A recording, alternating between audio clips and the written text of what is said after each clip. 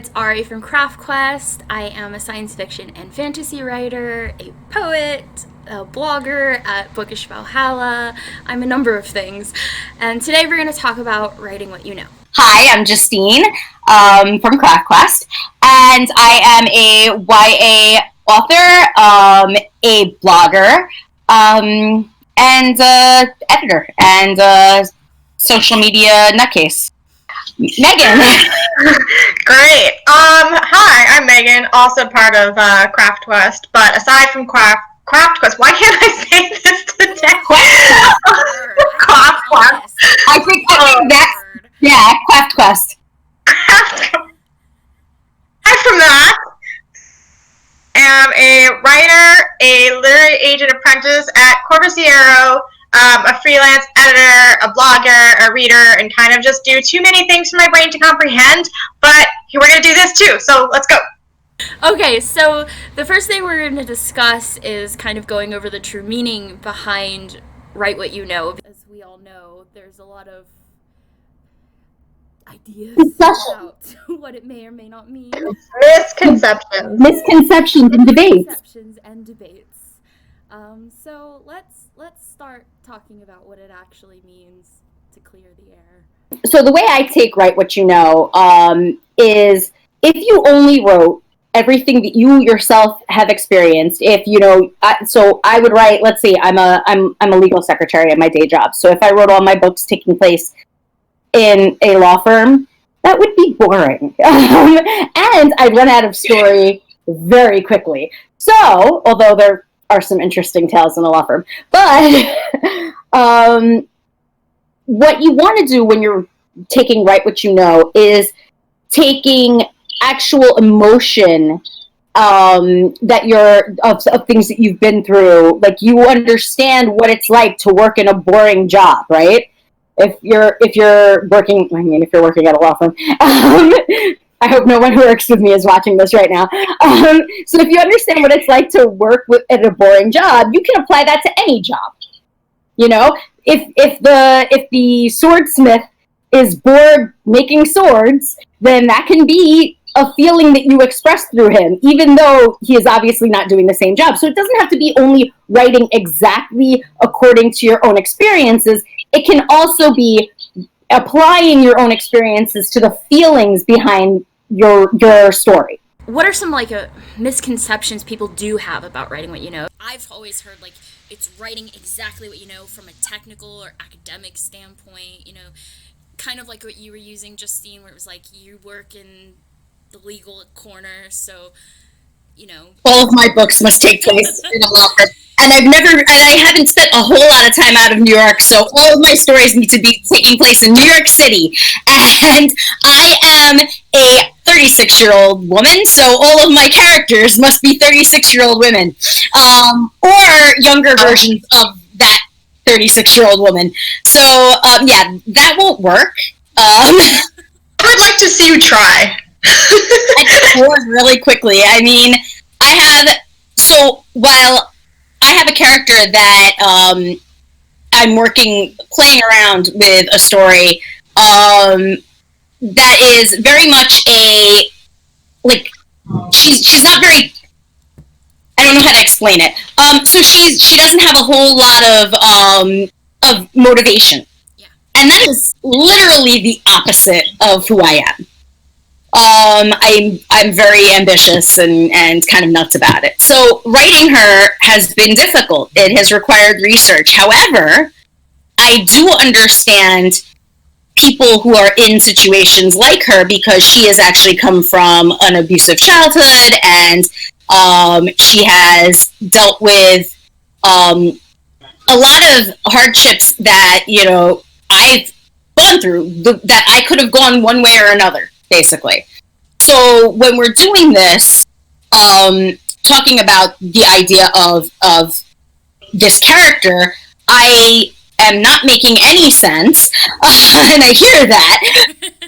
So what I'm trying to say is, when you're dealing with that, you're applying the things that you know to the character's background, maybe. Now, maybe they went into another direction that you wouldn't go in, but you still are applying the feedback, the idea of her, of I guess her background, or like in my case, the things that I have a struggle with mental illness, and so that character is struggling with that, and those things I can write true from myself, from the things I've experienced. Now, how she reacts will be different because her character is different, but that doesn't mean I don't have enough experience with the subject matter to put her in situations that work and that feel true. Okay. I feel like the biggest misconception, which ties into your point, Justine, is just that there's been this very borderline where people believe that if they don't have a certain or like this write what you know thing means that if you have an experience you can't write it, period, which isn't most cases. So I feel like they've taken it to be very, very literal to a looser translation, or how you explained it earlier, where you can apply that you've had to other situations in your stories. Kind of, I think, what sparked a lot of this debate, that if you can't write what you know, then it's just this big, like, well, I can't write anything. It's like, no, that's not actually true. Because there's research. I mean, and that's a huge part of combating that. It is, you know, you can go out and learn from people and talk to people and learn a lot about things that you never knew about and apply that to your stories. Ari is a textbook that. Talk about it, Ari. I do a lot of research for pretty much everything. I'm a fanatic about research. One time I wanted to write about a guy who really liked whiskey, but I had no idea what it tasted like, so I wanted to know, and I went out and bought a bunch of whiskey, and I bought some cigars because that's something that I've never really at that time got into, but it was something that was accessible to me to go and try and to kind of have that experience. So if, for me, write what you know is often, you know, things that I hear usually is that same thing as the two of you have pointed out. It's, well, I didn't have this experience, so I can't write about it, or I didn't learn this in a book, so I can't write about it. There are other ways to learn and kind of connect with the world to have that experience. You know, if you've never been to Paris, I mean, that's a good example. Like, one of my earlier projects was set in Paris. I was able to go to Paris because I was lucky. Being there did not actually help me write this scene better, but it gave me that kind of room to explore a whole new place, to try the foods, to go to the different areas that I really liked. I didn't apply it, you know, to my book.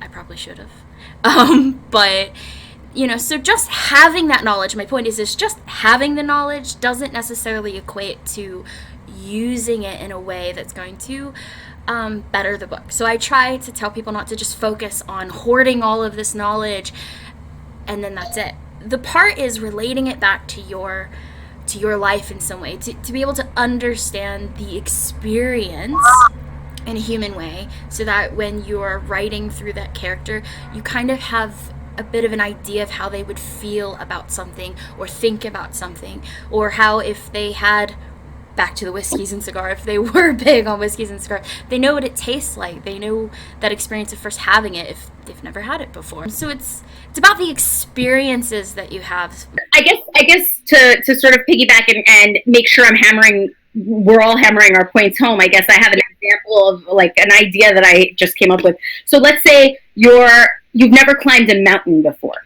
but your characters are going to climb a mountain, right? Yeah. But have you ever been on top of a tall building? Have you ever gone hiking? You know, like, you can sort of get the idea of that feeling of looking down when you're on the top of a really tall building. If anyone's ever been to the Empire State Building, that's scary. If you've ever done anything that required any kind of adventure, where you're like, maybe you've climbed gone hiking and you've climbed through a wooded area and it's made you nervous, or you've been exhilarated by it, you can then apply that. You can heighten it or dilute it as needed, but that feeling of being in that kind of a situation that is a little harrowing, or that is this interesting, motivating experience, those are all things that you can apply back. Now, yeah, you've never climbed a mountain, but you can imagine what it might be like, and you can apply the feeling of other things to that. So that experience becomes a human experience. Yeah, and you can also research what you actually need to climb a mountain, because how you hike will not be how you climb a mountain, and if you do climb a mountain like how you hike, that's probably concerning. Yes, that is true. But yeah, that's another thing, like researching, a lot of times you're going to be sitting there in the moment. Now, you can go to Paris, like you were saying, and you can do all those things and get the feeling of it. But I had, and I don't know if she might end up watching this, so I had an editing client whose book is based in France.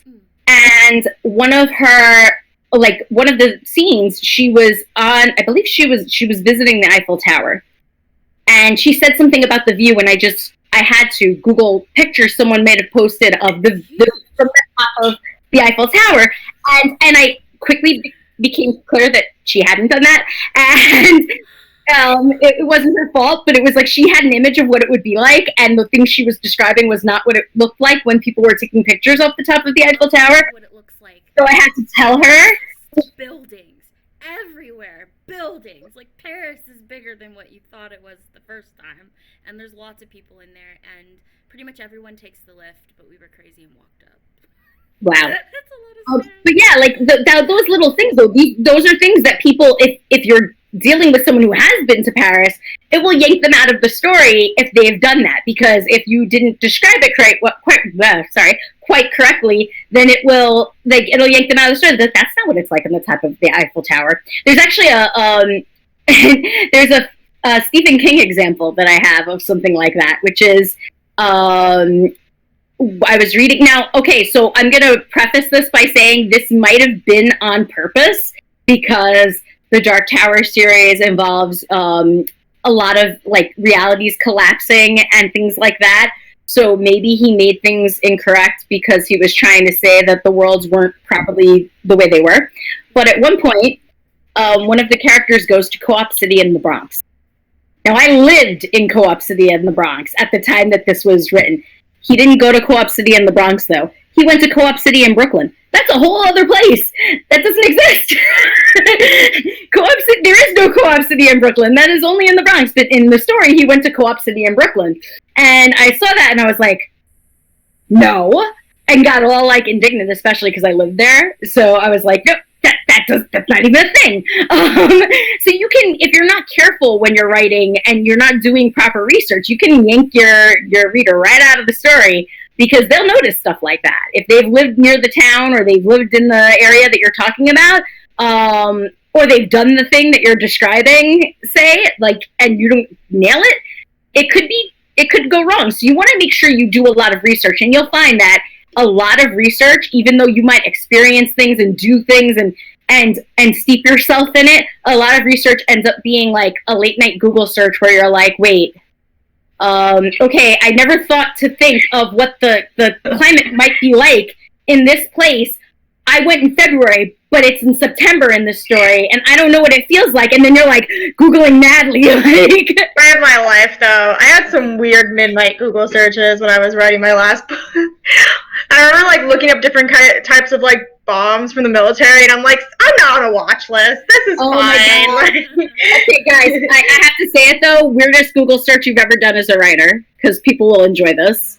I kind of want to like go through my browsing history now. Because mine is, how long can someone live if they've been buried in a shipping crate underground? Is it the same amount of time the brain can go without oxygen? Well, I meant how 7 minutes if you drown them. It was sort of how long would you how long would you not have oxygen in a shipping crate, though? That was the issue. It was whatever oxygen is in the crate. That's in medical. I needed to figure out about how much. I know, that's what I was Googling. I was Googling how much air would be in the crate. Really, someone is doing math to figure this out right now, and you'll have an answer in the comments. I wish. No, but I mean, that story's long gone. But yeah, I had that was my favorite search, because I'm like, oh yeah, it doesn't look like I'm going to murder someone and bury them in my backyard. Not at all. It was like a very in-depth search of like different like distance from different bombs from the military. So I was just like, clean up like, okay, so how many feet would you need to be standing to not completely die from this bomb? Or like, what could you be shielded behind if this bomb of this like material and this model blew up? And I did it for about like 2 hours, so I'm on a watch list. So I can't remember the name of the website. I have to look. I know you're talking about. I've looked at it before. I have it. I just don't. There is a way to track damage from different explosive materials and stuff like that. Yeah, there's also a website that's like a writer catalog of weird questions you might ask in the middle of the night that I don't remember right now, but I did use it for a while. Yeah, it's super helpful though. Like you can actually have a right dystopian. Ari, do you have a weird one? I look up everything. I did look up a drowning thing before. I looked up how long it would take someone to bleed out if they were hit with a tanto. It's like a short Japanese knife. I've never really looked. I mean, I think the weirdest thing I ever looked up was like symptom. I don't look up that many weird things. I usually talk to people now more than Google because I've had some bad Google searches for some of my story stuff. But I mean, the weirdest thing I've ever asked someone is, you know, usually it's someone who's dealt with like drugs, is like, what was it like to be high? Mostly it was like death related, probably the drowning bit. I wanted to know whether it took 5 minutes or 7 minutes for someone to be officially brain dead if you were to hold their heads underwater. No, I guess that, so I look up morbid things. Mine aren't like weird. Mine are like, how much strength should it take to like crack a neck? Because I like things to be accurate.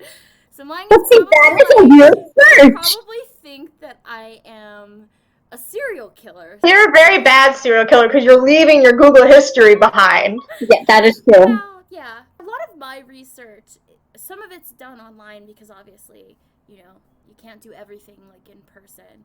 But I found that sometimes people are pretty receptive when you just ask them. Like, I'm on a pen pal site, so I talk to a lot of people from different places in the world. And for example, like if I were to set something in Japan right now, you know, I know kind of a lot about the climate because I've been asking my friend Shin there over and over again, like, what's the climate like every different part of the year? For me, research extends way beyond the internet. I go to well, you definitely shouldn't just to the internet, that's true.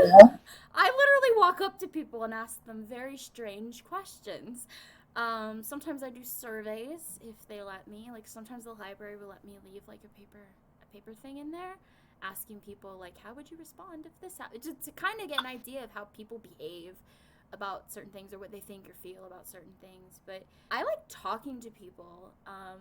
For my one book, I actually called 3 professors in Japan to make sure I understood a bunch of stuff on Shinto. I talked to 2 professors here, and then I also did online research and had to print them out because I kept forgetting.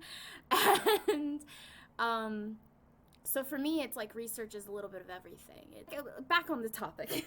Well, yeah, I mean, I think that we're still sort of on the topic because we're dealing with research, and that's necessary to you can't have everything be things that you know, like we're saying. So research taps back into that because you want it to be like sort of an interplay of your research and what you know as a person, as in the human experience. And you may have certain things, like I can write about the Bronx all day because I've lived here all my life, but there are going to be some things outside of that that in Manhattan I can talk about all day, but I've never lived in Staten Island, so I don't really know what that culture is like. And so that requires at the very least, a phone call to someone I know out there that's like, oh, I need to, do you guys go and do this?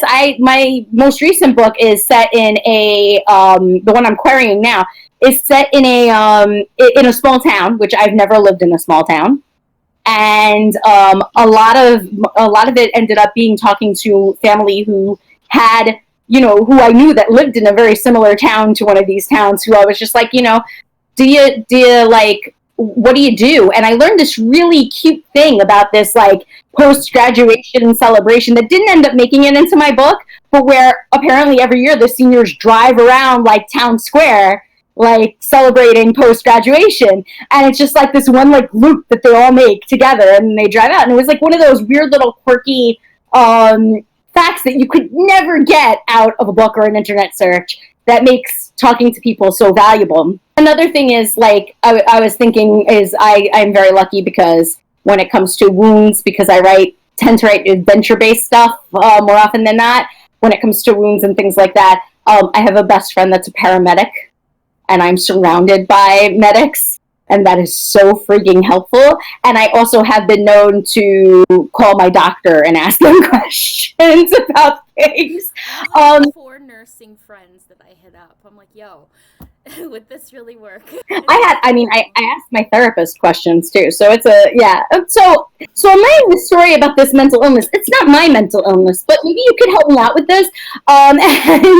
Another thing that I thought that, again, I'm going to use the same editing client as an example here, but she had that book based in France, and she realized that maybe she wasn't capturing things correctly. She was like, maybe this is too American. And wisely asked for volunteers on Twitter of people who lived in France who would be willing to look over her book and make sure that it wasn't too Americanized. And she found somebody who really helped her. And I thought it was a brilliant idea because we're not, we don't tend to do that. We tend to be sort of solitary, but, people are often willing to help if you just let them, if you just ask them. So there's that. And then there's also the idea of sensitivity reads, which falls in that category too, because there will always be things we don't know. And we should always be willing to tap into somebody. Megan gives sensitivity reads for one. But, to ask somebody who's experienced what we're talking about, or experienced like something close to it, or that can help apply their knowledge to your story. And we shouldn't be afraid to ask people for help so that we can better capture it. Because if you want to tell something and you want to explain an experience, you either have to have lived it or you have to know somebody who can give you that feedback. And to be able to really think about what it would feel like, or the imagination really comes in, with that. It's kind of like when you're watching a film and it's not your life, you haven't lived that, but as you're watching it, all the maybe traumatic things that are happening, I end up crying in some of them, even though, because like I become overwhelmed with this sense of empathy and compassion, but it's also just imagining like having to live through that, and so that kind of that emotion,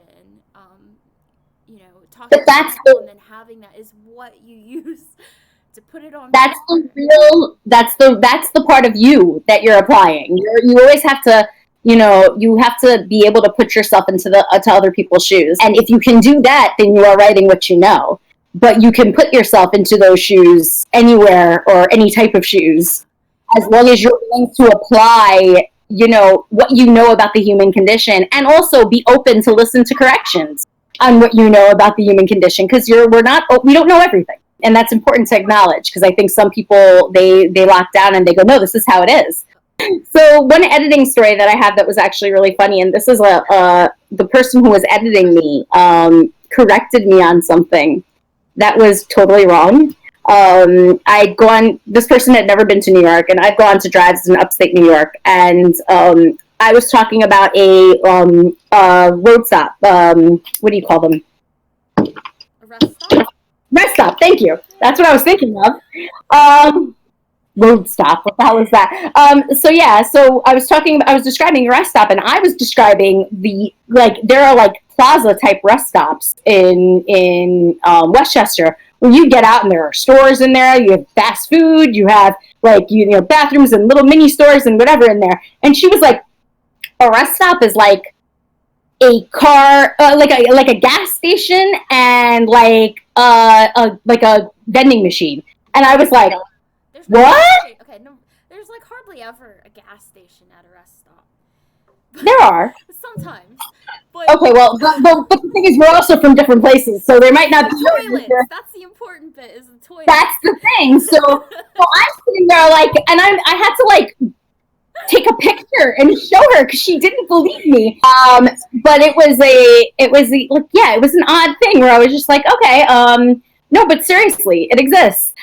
So there are always going to be little bits of information that we attribute as being like, that's life, right? That's the life I've lived, and other people will not see the same way. And I think also if you should stand by it if it's your experience and you are telling the story of like in that case I had to stand by it because that's what they look like. I'm there. I've been in the place. I know what they look like, But I think also it can be dangerous if you stick too closely when it's emotional, internal thing, like truths versus fact truths, because then that's where you get on shaky ground where you might be emulating something you didn't realize you're emulating. So we should always be careful about that. The one thing I've always wanted to caution people on is how many times can I say is in a second? Focus too much on the technical information. For me, in my opinion, at least, my experience and stuff, it's much better applying that to the human experience and the character. Because sometimes, for example, in sci-fi, because I read a ton of sci-fi on this side, sometimes it's way too technical. There's like no character personalization because it's all very mechanical. When I read something, and it may have been deliberately like that. Sometimes hard sci-fi, it definitely is more technical, but in this case, I feel like it might be because the person's focusing too much on the information and not how a person would process and use that information. You really want to apply anything that you now know from personal experience or research or experience that you've heard from another person to the story. I have an example that goes along with that. I'm always big with story time in these things. So I had scoliosis surgery when I was 15 and had it was a mess. I had my spine straightened and it was a very traumatic experience for me, especially as a teenager and you're, having your back cut open. It was screwed up with my mind. And I had a very anxiety driven response to getting that surgery. And so when I had to write a short story about something that I had personally experienced for a college course, I chose to write about that experience. The problem was I wasn't ready to write about that experience. I was still looking at it through a lens of kind of fear. And so when I sat down to write it, I wrote the technical aspects of exactly what will happen to you when you have this surgery. This is what this person needed this surgery, and they had this, and this is what they told them, and this is what it looked like. And there wasn't any, I was too distanced because I was scared to get too close to the material. And it took a lot of, come to Jesus moments, a lot of, fighting through my own emotional walls to really break into what the story was about, which was not a surgery. It was about the fear that something will go wrong in that surgery and how it impacted the character.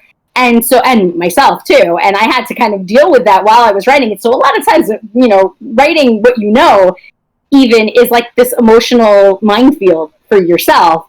Because if you dig deeply enough into it and you don't get too involved in the technical, but you deal with the emotional side of things, you're exposing yourself to those emotions. And it can be very difficult. So I took a long time to write that story.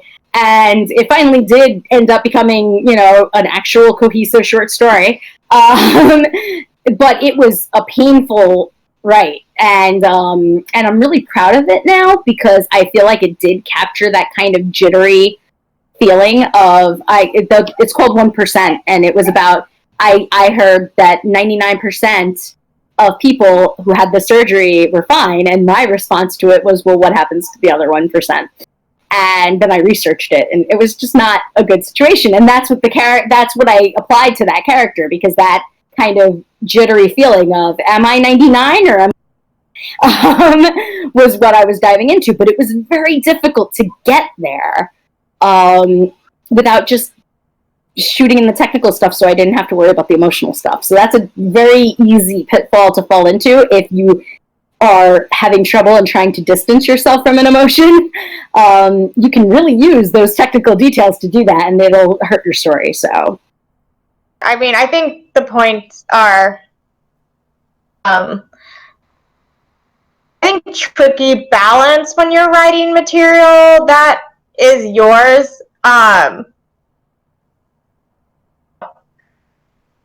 I think it's just a technical person, which you have the opposite problem where you kind of get too washed up trying to against important when you are writing what you know, when you actually have experienced something like surgery or maybe mental illness or just a very debilitating physical illness or even just to you like grief. I said grief. Race? Okay. I thought you had we're talking about my camera again for a second. But yeah, race especially. But you know, things like that, experiences that are personal are a lot to you as an individual and what made you you. Find that balance between what's gonna reach an audience and what's gonna like what you can get through as well. Because for me, when I write stories, I'm not exactly the let's just say. So sometimes there are scenes for me that are very hard to write, pouring out emotions from a very deep and dark place inside of my soul, which I will not bore you all with the details, but wait, am I boring you all with the details? No, I'm just not going to go into the history of my mental illness right now. Another video. That's a whole other video. That's a whole other video. But right now I'm off track. I'm sorry. What did I do? No, it's okay. But basically, like I think writing and also that kind of emotional component each writer, and it's why I also think that something that's out of your experience, particularly like sensitivity reads matter and another is matter because maybe that experience isn't as close to you because it's not entirely yours, but it could be very close to the people about. This tangent is, all I'm saying is that I think that Write When You Know can mean something very different writer itself, whether it is, you know, experience or just how the world sees you, things like that. So it's important to be mindful of, I think, where you fall on this spectrum. And when you're writing, to just like take care of yourself if it is emotional. Like you can step away from it, or you can do like just, you know, had to really either decide to dive in or maybe trash it, you know, like you whatever story you need to tell. Same time, and also be respectful of yourself and whoever else you are including. And I guess that's my point. I do see occasionally some hesitation for people to really get personal with work. Do you think on some level it's because they're afraid to be judged by other people as well? My first writing class, I wrote about growing up in the middle of nowhere. We had cars in our yard, very much, you know, the rednecks of where we lived. There's a certain way that, you know, my family talked to each other and the way we behaved that, you know, a lot of other people think might be stereotypical, but it definitely happened in our area. But like, I had a professor that judged me hardcore for it. She's like, you need to like go talk to some blue collar people if you're gonna write about them. And she put in the notes that I was not from that particular area and I was appropriating blue collar work and I needed to do my research. There was a lot of judgment, and it kind of actually made me like never want to write about family stuff again for a while, because it's kind of like you write from that very personal angle, and sometimes other people max it down. Yeah. For one thing, I think it's kind of wrong that your professor did that. I had to talk with her. It's not kind of wrong, it is wrong. It's very wrong. It is. It's very wrong. So do you think sometimes, like, when it comes to writing what you know, people do kind of scale it back from fully going in out of fear? I do. It's fear. You're going to write from a very personal place, however you decide you want to do that. I think that you're going to tell should probably be at least beta read or tested with people who are actually trustworthy. And if it's coming across maybe one reason or not coming across authentic to maybe others may perceive of said, let's say in your case, where you grew up, I think there needs to be some kind of trust between you and who's reading it. I mean, to be fair, your professor was definitely wrong, but at the same time, there is a different kind of relationship between a professor and student versus, like, say if we were to read your story as an example, because we're all kind of, you know, writer friends and we've shared work back and forth, et cetera, et cetera. We live in a world where I think you're going to be judged no matter what, which sucks. Do want to talk about something that's very personal for a really long time, or you really want to just you didn't have before. And I think this is true for any story, but especially if you're going to talk about something deeply personal. And, you know, because sometimes in a story may come across very differently when you actually write it than what you're trying to get out in your head. So I think there to kind of push you in the right direction, like not try to govern your personal experience, but be like, hey, but to me as a reader, it's coming across this way, or it's here, maybe B. So fear entirely, because especially if you do get, say, a book deal where this is going out to the world has a chance to read it from anywhere. There's going to be that fear. I don't think it ever, like, is published that deal with very personal, kind of gritty issues. And I was, like, for example, me and my family, but there are some things that I haven't necessarily told my family. So my work was kind of bracing myself for some judgment. Thankfully, it was fine. But I think there's that fear no matter what. It gets more intense. So the Personal. thing is just to keep moving forward with it.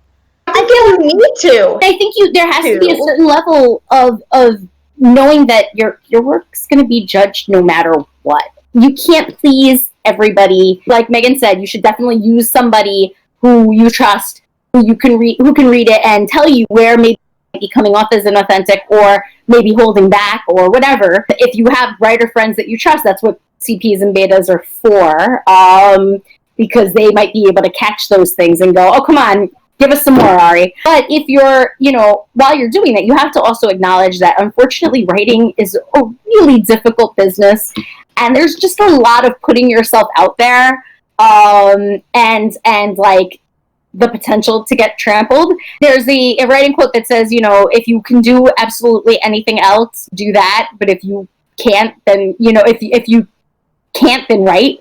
The idea being like writing is so hard that if there's another job you could do just as well, you probably should go do that. Which sounds really discouraging, and I don't think it's meant to be that way, but I think the idea is if you can't handle the fact, you have to basically be able to handle the fact when you're going into this, or build it. I'm not saying everyone's able to right out of the gate, because it's very difficult at first. It is. You just have to school yourself. But it's very, you have to be able to deal with people who don't get it. And there will always be people that don't get it. Now, it's harder when that person has a level of authority, like your professor, or like a big-time reviewer, or someone influential who you love as a writer or something says, ugh. That's gonna happen if your stuff's out in the world. There's a very good chance that someone you admire will pick it up and go, ugh. And you have to be able to, like, deal with that fact before you release that stuff. So if you've got something pent up that you want to let out in a story, then there always has to be that openness to, kind of being smacked down by at least somebody, because even if it's not publicly smacked down, agents. Positive side. Hold on, I'm going to be the optimist. I'm going to get it. There is going to be someone that does get the deep personal shit that you wrote about, and it's going to be the best feeling in the world. Oh, here! That's why we keep doing this miserable, degrading work. No, I love publishing dearly, but like God, it can really wear on your soul, okay? Because for that dark experience that you eventually decide to write, or maybe not, and that will be really awesome. Books that we do. There you go. It's not all hopeless. Mm-hmm. There is no feeling like the feeling of, wow, yeah, I've been through that and I really got it. Like that's incomparable. So you're totally right about that. And I was being a bit of a but yeah. You weren't being pessimistic. Yeah, no, it's both true. What it is. The reality is that some people are gonna get it, and some people aren't going to get it. Some people are gonna really like it. Some people are gonna say you suck. And some people will just be mad. Some people they're also mad. Say you suck. Sometimes they leave like a 1-star review and run away. They say nothing. Your favorite writers, your favorite writer in the whole time world, someone has told them they sucked, okay? And that's very devastating, I'm sure, if they're your favorite writer, but even they get it too. Stephen King, all that, someone told him he sucked at some point, okay? Like, that's just how it is. Sometimes it was. She said exactly what it was. Sure, alright. Well, but a lot of times it's great. A lot of times it's great. I think before we go, we should definitely have Megan plug her book, yes, her anthology. Yes. Oh, yeah, I can do that. Just a note, this is how we're going to be doing our videos now. We recently lost the ability to do the live streams, so due to technical difficulties. But this will be our new format. So we'll be releasing videos that we have edited together, and that's that. So you'll receive notifications of when we are going to be. Why are you dancing, Megan? I said I was gonna dance as you announced things. I was kind of naturally bobbing too, you know. Okay, I mean I did have rhythm. Anyway, so we're gonna start going in doing things that way. So we'll let you know when videos are gonna be up. And you'll get our notifications just like we did when we would archive our old live streams. Megan has an anthology release coming up very, very soon. September 1st is the release. And tell us about it, Meg. It's an anthology that comes out September 1st. It deals with being queer and faith, and kind of tackles all different spectrums of sexualities and all different faiths to different degrees. It's not like highly religious. It can be in some stories, but not all of them. My story is which follows two girls who kind of have to figure out what to do when the main character, Jude, is a mage. And because in her society, if you become a mage, you have to become a servant to the people, which means you kind of leave all of your family and friends behind. And for their relationship, because they're in love, that's a bad thing. So, yeah, that's what my story deals with, kind of like reconciling love and duty. But it's a really great anthology, and it's actually, all the proceeds are going to a super good cause. Someone in the writing community actually got kicked out of their home for being queer. So all the proceeds are going to help them kind of get back on their feet. So it's a great cause. There are links literally all over my Twitter, at Megan_Manzano, so you can find it and pre-order it. And I hope you really love it, because this was a super special project for me that I have a blog post that talks more about it. But yeah, I hope you guys really like it. I've already pre-ordered my copy. Hell yeah! Yes, definitely. So, Ari, do we have any other upcoming stuff? Well, I'll just talk about it. I'm loosely considering doing some mini kind of boot camp style videos on our our YouTube account, just kind of going over the basics of genre and form and just things that people can brush up on. Nothing is concrete, so that's to be announced. I think that brings us to the end of our video. Thank you guys for joining us, and we're gonna put the link to Megan's anthology down there and all the other links to everything awesome and great and amazing, and just go and click on them. I'm just gonna get in on this. Just keep going. Bye. Bye.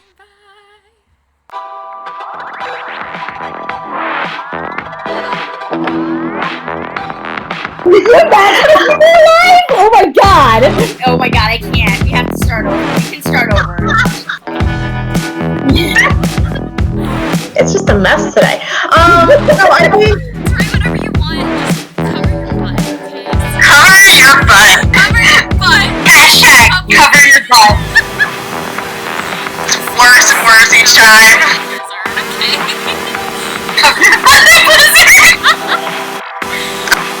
That involves. Huh? Oh, did she get? She's not green. She's just frozen. I'm still here.